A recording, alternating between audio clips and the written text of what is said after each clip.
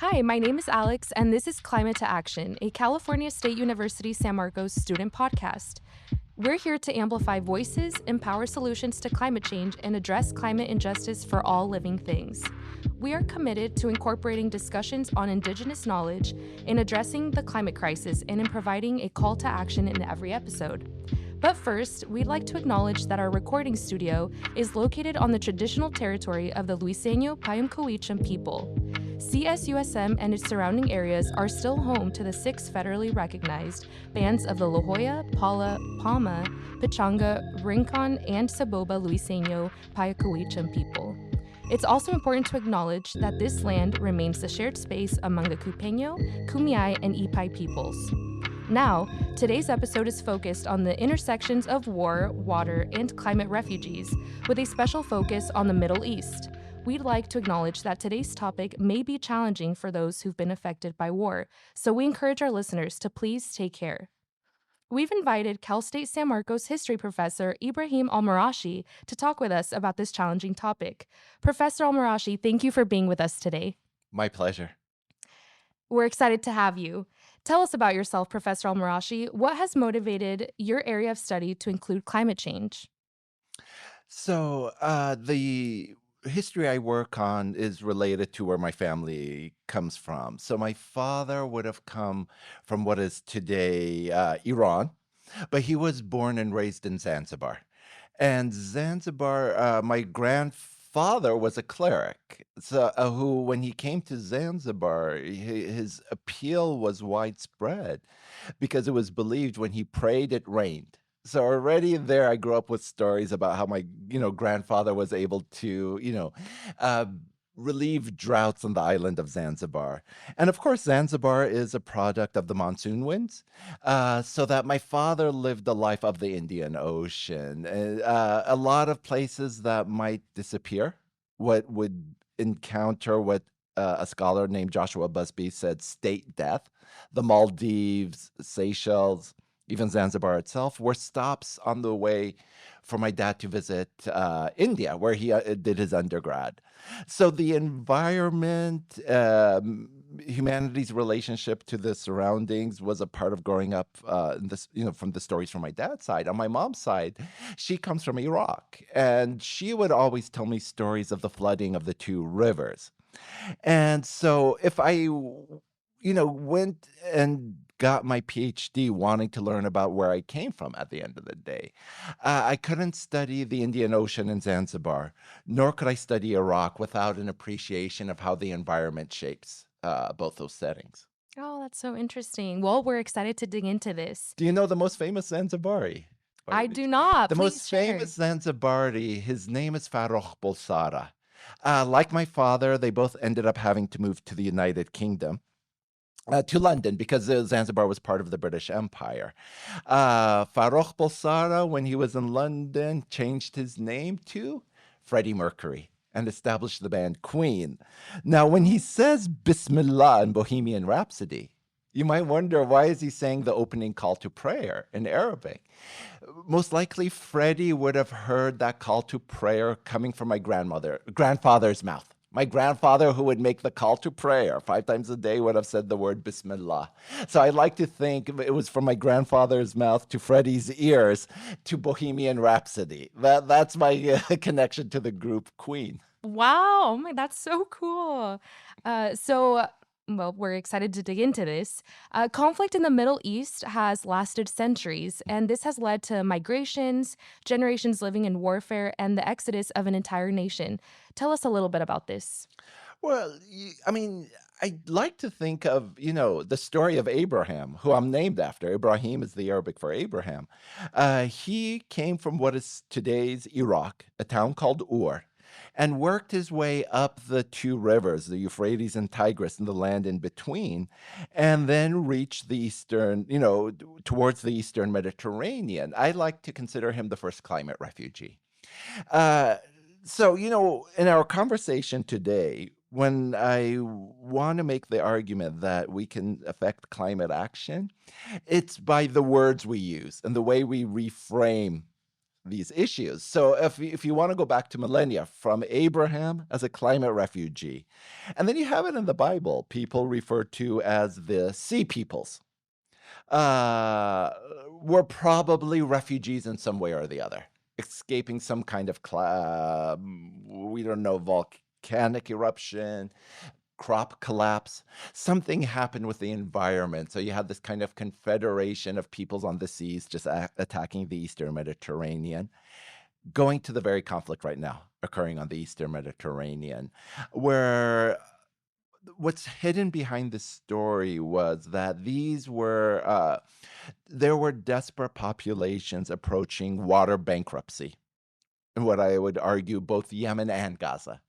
And it's not an accident that you have two non-state actors, Hamas and the Houthis, who became violent non-state actors for a variety of political reasons, but we could also say political ecological reasons. Yemen was reaching water bankruptcy.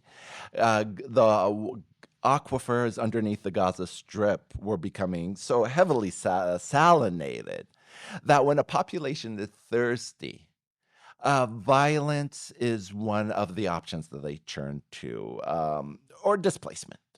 Whether it's the Dust Bowl during the Great Depression here to the crises in the Middle East. This is the way the environment interacts with displacement and or violence.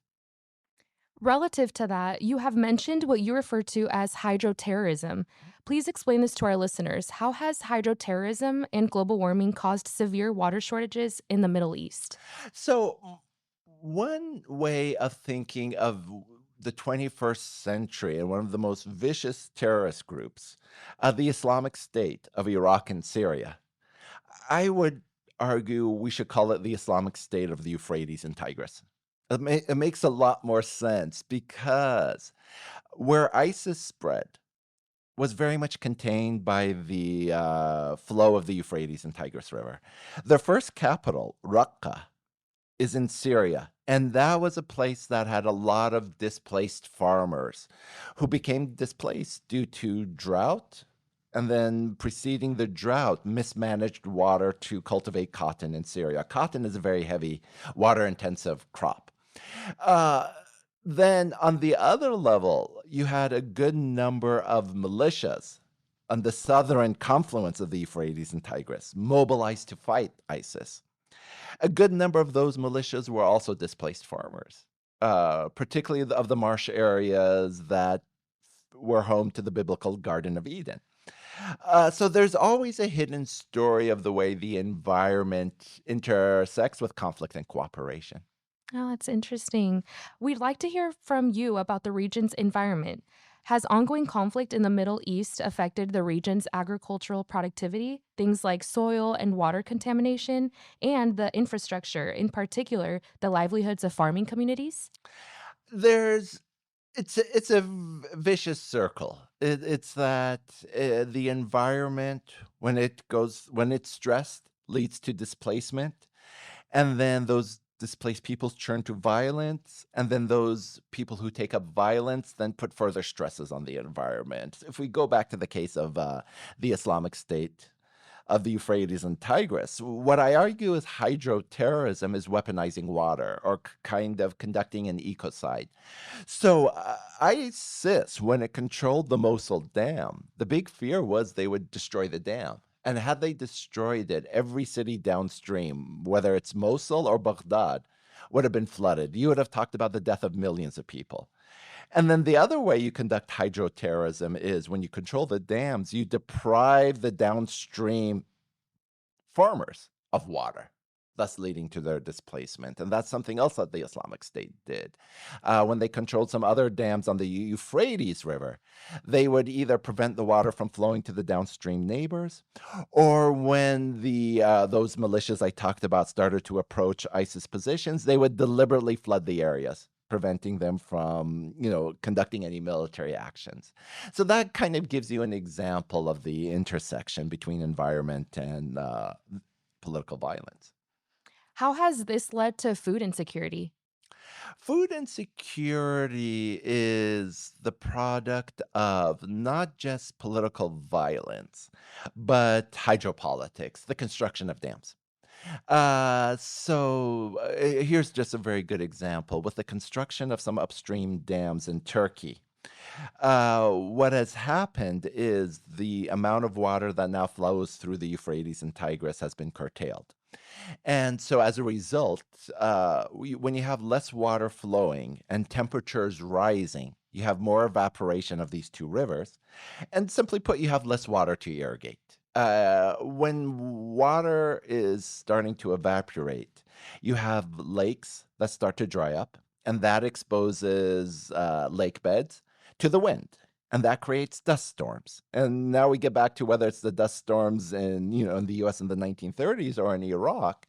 That all collectively leads to not only the displacement of farmers, less cultivation of food, the depletion of fish or cattle that depend on water, and that all collectively leads to food insecurity. And then finally, just very simply, we all need water to survive. So you have now these issues that I never thought of talking about. Water justice. How do we guarantee equal access to those who are downstream rivers, whether we're talking about the Euphrates and Tigris or in Egypt, the Nile, which is currently being dammed in Ethiopia? You're going to have the same dynamic there. How has the extreme weather caused by global warming and the resulting increased demand for electricity contributed to more violence in the region?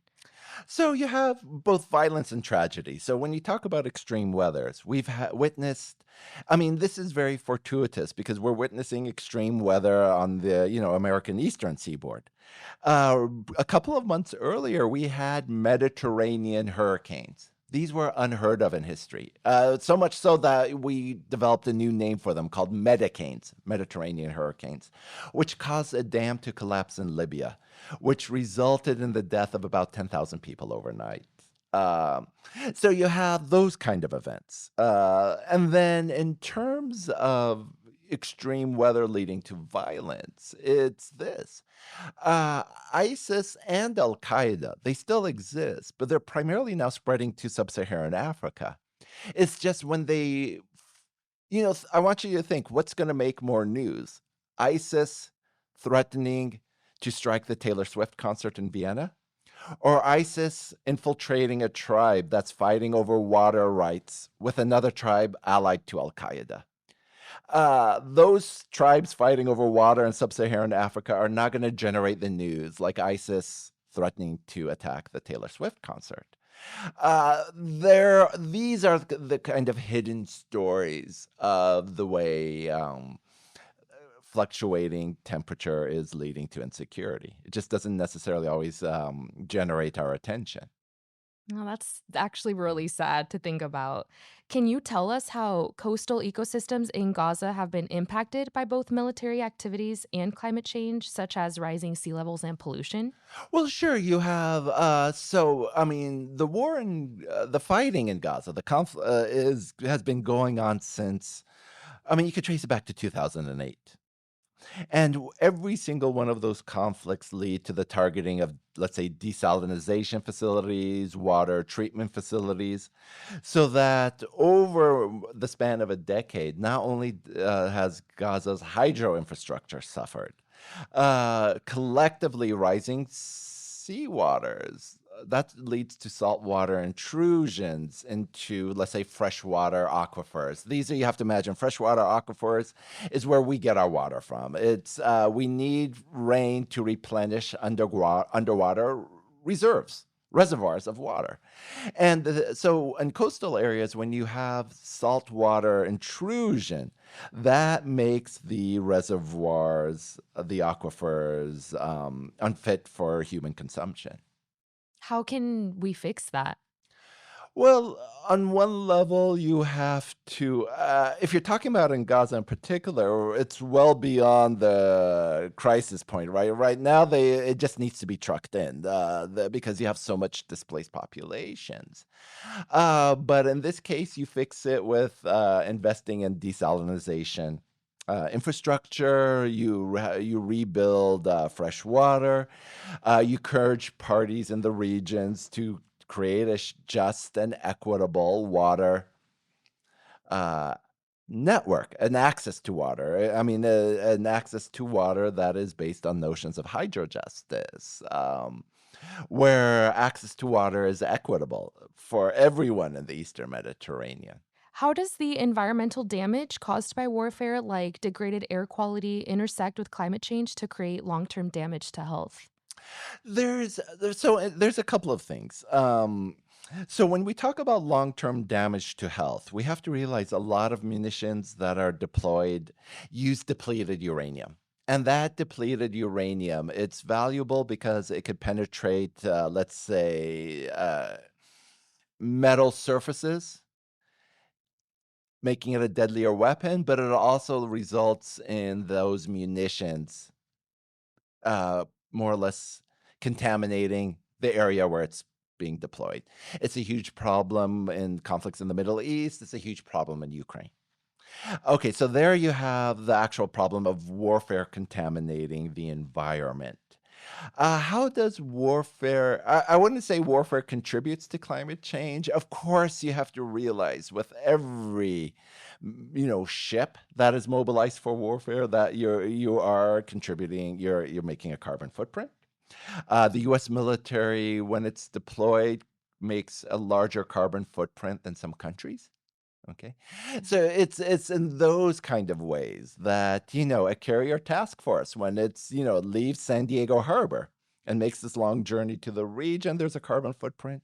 And then it happens in other ways you probably don't realize. If the Suez Canal is closed due to fighting in the Red Sea, ships have to make a longer journey across the Cape of Good Hope in Africa. Those longer journeys are resulting in greater carbon footprints. Those ships are just simply producing more fossil fuels in the air.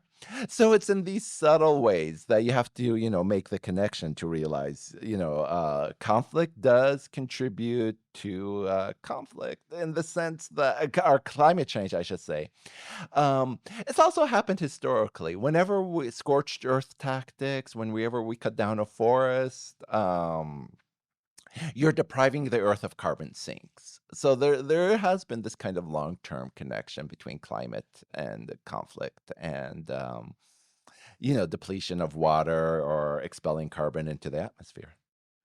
Very interesting. Now we'd like to hear about the experience of climate refugees. Please share with our audience how the current conflict in Gaza and Israel intersects with climate change to aggravate the situation for refugees. Well, so perhaps I could go back and say, if you look at the kind of long-term story that the Syrian refugee crisis was intertwined with the management, with political ecology, the way the environment is managed, and droughts. Climate refugees, I mean, what's happening in Gaza is it's not so much the story of climate refugees. These are internally displaced peoples because the border with Egypt is closed. So that makes them internally displaced peoples. In other words, these are peoples being displaced in a small strip of territory. Climate refugees probably might occur with the desertification that's happening in Iraq, in the Sahara. It's perhaps almost happening. We're just not connecting the dots that the mass movement of people through Libya towards Italy is related to failing crops, yields in sub-Saharan Africa. We're probably already seeing it. We just haven't called it out for what it is. Relative to international peace efforts, what role does climate change play in calls for an end to the conflicts in the region? I mean, I think it's just needed. I'm not sure if there's a direct correlation. I mean, I just think it's needed because we've forgotten climate change is a global issue now. It's put it off the agenda, and I think that's why a ceasefire is imperative. It's so that we could go back and focus the world's attention on the challenges and threats posed by climate change. Right. What can be learned from past climate related events in the region that could inform future conflict resolution efforts? You had the Conference of Parties 28 event in Abu Dhabi and United Arab Emirates. So that was the big, you know, coming together of the nations to deal with the climate crisis. But what can be learned is that there hasn't been much done in the region. And there's also a real tragic reason for this, and it's for this. A good number of the economies in the region depend on fossil fuels, right? So, in other words, what we have to recognize is the countries that are most dependent on fossil fuels are also going to be the countries most affected by climate change. And you have to have that realization and acknowledgement for any change in the region to happen. Professor Al-Marashi, what can you tell us about people doing a climate action? So some solutions are very easy. The first and most obvious is to vote in this upcoming election because this vote is going to determine the role of this nation in terms of addressing climate change like no other election I could think of. The other ways people can take action is to educate themselves. And one book I highly recommend that just came out is called The Heat and the Fury on the Front Lines of Climate Violence by Peter Schwarzstein, which I recommend. And then finally, talk about this issue with your friends. Use elements of popular culture to have this start off as, conversations. One film I recommend watching is Don't Look Up with on Netflix I've that seen it. came out. It's a good analogy for how, we're just kind of blind to this issue. And the other two films that are the recent Dune series. The Dune series are very much good examples of using science fiction to generate debates and conversations on this issue. The desert planet that's known as Dune, Arrakis, was once a fertile planet until they abused the water.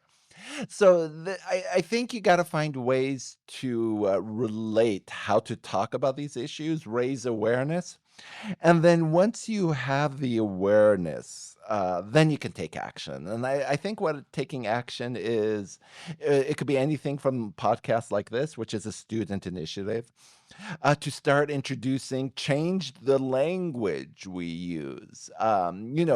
Global warming was one term that was introduced to take actually our attention away from climate change.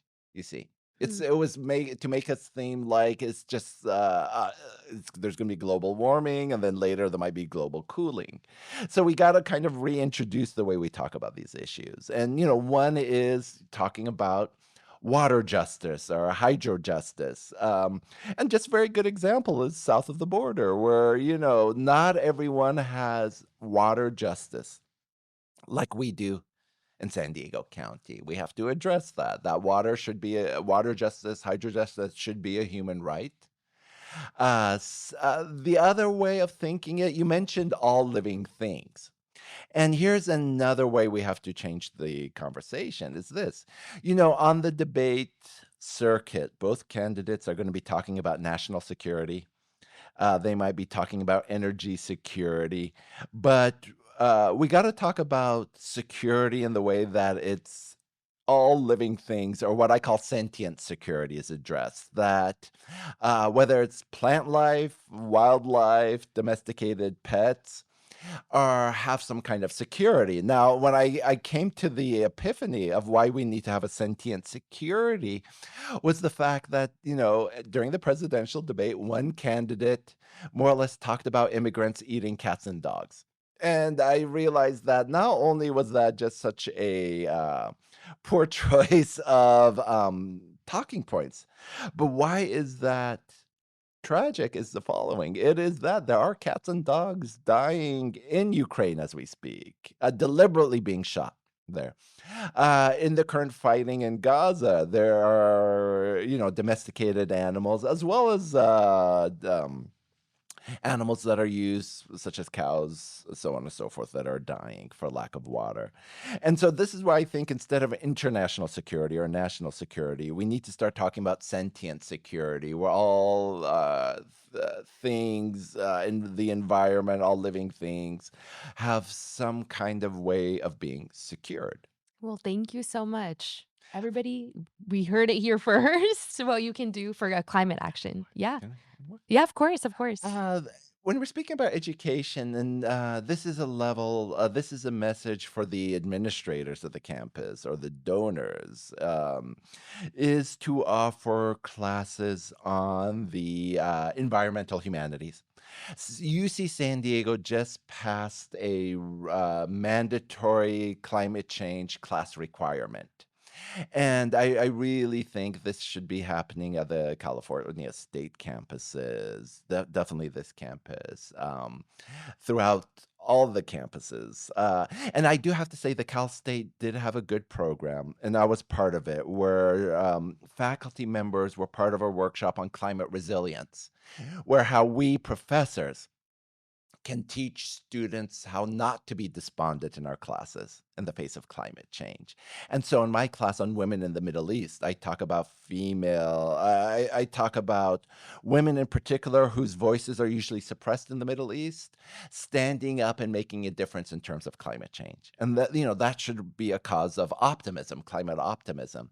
And so I think that's ultimately what we have to do, is not just be despondent in the face of this, that, realize in each and every one of our ways we can make a difference. Okay, well, this has been fascinating, Professor Al-Marashi. I bet our listeners have gained a lot from what you've shared with us today. Thank you for talking with us and for your time. Okay, excellent. Thank you so much. Now, this leads us straight to our call to climate action for this episode, and that is be water mindful. Water doesn't appear magically in your sinks, it takes electricity to get it to your home, so let's all be more water mindful. You can start with simple things like turning off the water when brushing your teeth and washing dishes. You can fill up a bowl or pot with soapy water for the dishes. These are just a few quick ideas to try out. Want to hear more from Climate to Action, a CSUSM student podcast? Listen wherever you get your podcasts and follow us on our socials at Climate to Action. That's at Climate to Action on Instagram, TikTok, and X. Visit for updates, behind the scenes content, and more. Finally, Climate to Action wants to remind you to take climate action, be water mindful. Until next time, this is Climate to Action signing off.